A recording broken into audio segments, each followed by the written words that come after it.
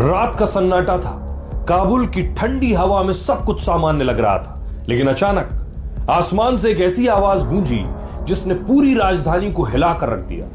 कुछ ही सेकंड में एक के बाद एक 5 भयानक धमाके हुए और देखते ही देखते काबुल का पुले चरखी इलाका आग की लपटों और धुएं से भर गया। रिपोर्ट्स के मुताबिक ये कोई साधारण धमाके नहीं थे, बल्कि पाकिस्तान की तरफ से किया गया एक एयर स्ट्राइक था, यानी एक हवाई हमला। बताया जा रहा है कि पाकिस्तानी सेना के लड़ाकू विमानों ने सीधे टारगेट किया, निशाना बनाया काबुल में मौजूद एक नशा मुक्ति अस्पताल को, जहां उस समय दर्जनों नहीं सैकड़ों मरीज इलाज करा रहे थे। चश्मदीदों के मुताबिक धमाके की आवाज कई किलोमीटर तक सुनाई दी। अस्पताल की इमारत कुछ ही पलों में मलबे के ढेर में बदल गई और चारों तरफ चीख और पुकार, अफरा तफरी मच गई। रिपोर्ट्स कहती है कि इस हमले में बहुत से लोगों के मारे जाने की आशंका है, इनकी तादाद सैकड़ों में भी हो सकती है। और सबसे डरावनी बात यह है कि धमाके के कुछ घंटे बाद भी मलबे के नीचे से धुआं उठ रहा और आग की लपटें अभी भी जल रही।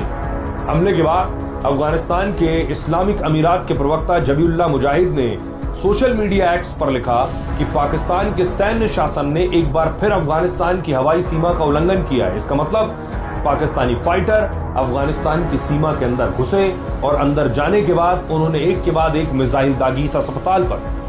अफगानिस्तान ने आरोप लगाया कि इस बार पाकिस्तान ने एक ऐसे अस्पताल को निशाना बनाया जहां आम नागरिक अपना इलाज करा रहे थे और इस हमले में कई निर्दोष लोग मारे गए।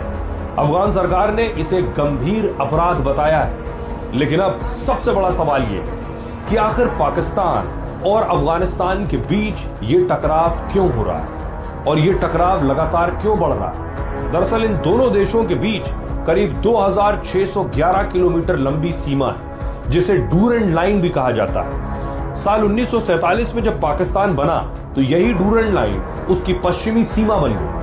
पाकिस्तान इसे एक आधिकारिक अंतर्राष्ट्रीय सीमा मानता है, लेकिन अफगानिस्तान ने आज तक इसे औपचारिक रूप से स्वीकार नहीं किया। यही विवाद दोनों देशों के रिश्तों में हमेशा से तनाव की वजह बना रहा।